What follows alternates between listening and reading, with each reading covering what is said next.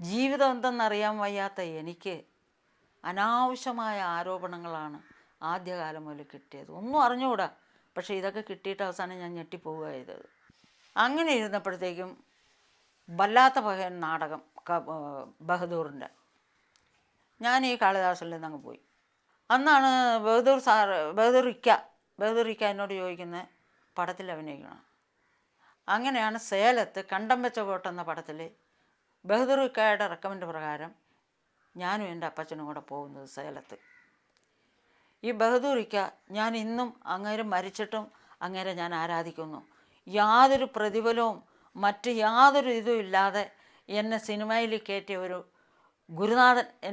എൻ്റെ ഏറ്റവും എന്താണ് എനിക്ക് പറയേണ്ടതെന്ന് എനിക്ക് അറിഞ്ഞുകൂടാ. ആ മനുഷ്യൻ ഒരു പ്രതിഫലവും കാണാതെയാണ് എന്നെ സേലത്ത് കൊണ്ടുപോകുന്നത്.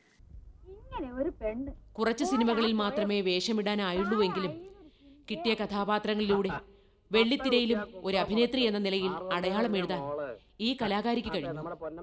അന്ന് മേക്കപ്പ് ടെസ്റ്റ് കഴിഞ്ഞ് എന്നെ വിളിച്ചു പിന്നെ ബീച്ചി പാത്തുമായിട്ട് അഭിനയിക്കാൻ, ബഹദൂറിൻ്റെ ജോഡി. എനിക്ക് ഡാൻസ് ഒന്നും അറിഞ്ഞുകൂടാ. അതിനകത്തുള്ള ഒരു പാട്ടുണ്ട്, ആട്ടെ പോട്ടെ ഇരിക്കട്ടെ ലൈലേ, നിന്നെ കാത്ത് കാത്ത് വലഞ്ഞല്ലോ മയിലേ. ഞാനും ബഹദൂറുമാണ് ഡാൻസ്. കെ ടി മുഹമ്മദ് സാറിൻ്റെ ആണ് കഥയെന്ന് തോന്നുന്നു. അപ്പം നല്ല വേഷമായിരുന്നു ബീച്ചി പാത്തു. അങ്ങനെ ഞാൻ കണ്ടം വെച്ച കോട്ടിൽ അഭിനയിച്ച് അവിടെ നിന്ന് വന്നാണ് ഞാൻ ഉണ്ണിയാർച്ചയിൽ ഉദയ സ്റ്റുഡിയോയിൽ അഭിനയിക്കാൻ പോകുന്നത്. അയ്യേ, ഈ പാണിൽ നാണമില്ലേ പാത്രം എടുക്കാൻ? ഇല്ലേ ഉണ്ണിയാർക്കമ്മോ, ഈ വലിയ ഒച്ചമ്മ ഏതാന്ന്? എന്തടാ പാണാ, നിനക്ക് എന്റെ മകളെ പിടിച്ചില്ലേ? പിടിച്ചില്ലേ? അല്ല പിടിച്ചേ. അമ്മോ, ഈ കാർന്നവൻ ഇവിടുത്തെ വല്ലുതമ്പുരാന്റെ.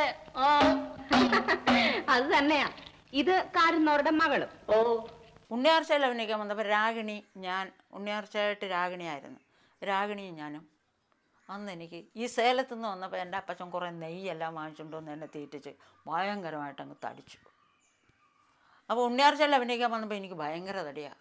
അപ്പോൾ കുഞ്ചാക്കോ മുതലാളി പറഞ്ഞ്, നീ ഇനി അഭിനയിക്കണ്ട, കാരണം നീ ഇവിടുത്തെ ഡബ്ബിങ് ആർട്ടിസ്റ്റായാൽ മതി.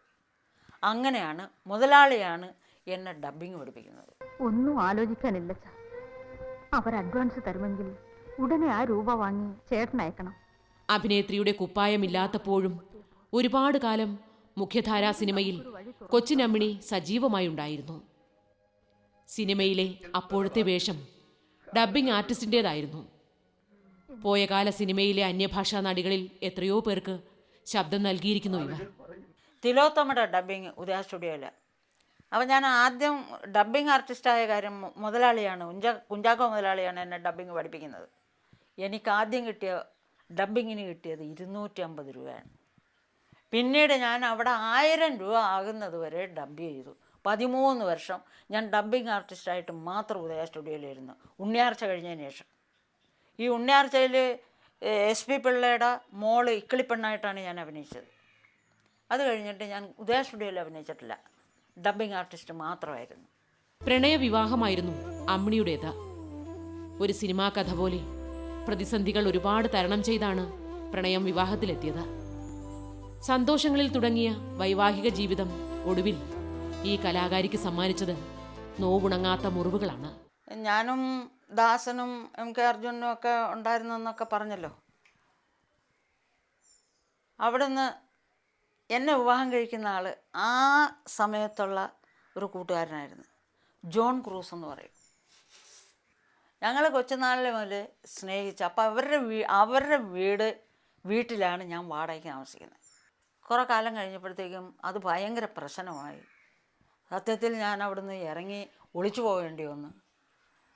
പിന്നീട് 12 വർഷം വരെ കാത്തിരുന്ന് 12 വർഷത്തിന് ശേഷമാണ് ഞങ്ങളുടെ വിവാഹം നടക്കുന്നത്. 3 മാസം എൻ്റെ ഭർത്താവിൻ്റെ കൂടെ ജീവിച്ചപ്പോൾ 3 മാസം ഞാൻ ഗർഭിണിയായിരുന്നു. ഗർഭിണിയായി 3 മാസം ആയപ്പോഴത്തേക്ക് എൻ്റെ ഭർത്താവ് എനിക്കൊരു ടോണിക്ക് കൊണ്ടുതന്നു. അപ്പോൾ എനിക്ക് അറിഞ്ഞുകൂടാ ഈന്തപ്പഴത്തിൻ്റെ സത്ത 707 എന്ന് പറയും ആ ടോണിക്കിൻ്റെ പേര്. ഈ ടോണിക്ക് കൊണ്ടുവന്നു. അത്രയ്ക്ക് എന്നെപ്പറ്റി ഒരു പ്രശ്നമില്ല, വീട്ടിലിട്ടിട്ട് പോകുന്നതല്ല, ഇല്ലാത്ത ആൾ 3 ദിവസം ഈ ടോണിക്ക് പുള്ളിക്കാരൻ തന്നെ ഒഴിച്ചെനിക്ക് തരുമായിരുന്നു. ഉടനെ എനിക്ക് 3-ാമത്തെ ദിവസം എനിക്ക് ബ്ലീഡിങ് ഉണ്ടാകുകയാണ്. അബോർഷൻ. അപ്പോഴും എനിക്ക് മനസ്സിലാകുന്നില്ല ഇതുകൊണ്ടാണെന്ന്. ഞാൻ വിട്ട് എനിക്ക് അറിഞ്ഞുകൂടാ ഇതുകൊണ്ടാണെന്ന് മനസ്സിലാകുന്നില്ല. ഞങ്ങൾ തമ്മിൽ പിരിഞ്ഞതിന് ശേഷമാണ് ഇന്നതായിരിക്കും എന്നെനിക്ക് മനസ്സിലാകുന്നത്. കാരണം ഇവൾക്കുള്ള കൊച്ചു വല്ല കലാകാരന്മാരുടെ നാടകക്കാരുടെ ആയിരിക്കും എന്നിങ്ങേര് ചിന്തിച്ച് കാണും. അതല്ലെങ്കിൽ എനിക്ക് അങ്ങനെ ചെയ്യത്തില്ലല്ലോ. സേനോത്സവം കൊണ്ടുവന്ന് തരുമോ?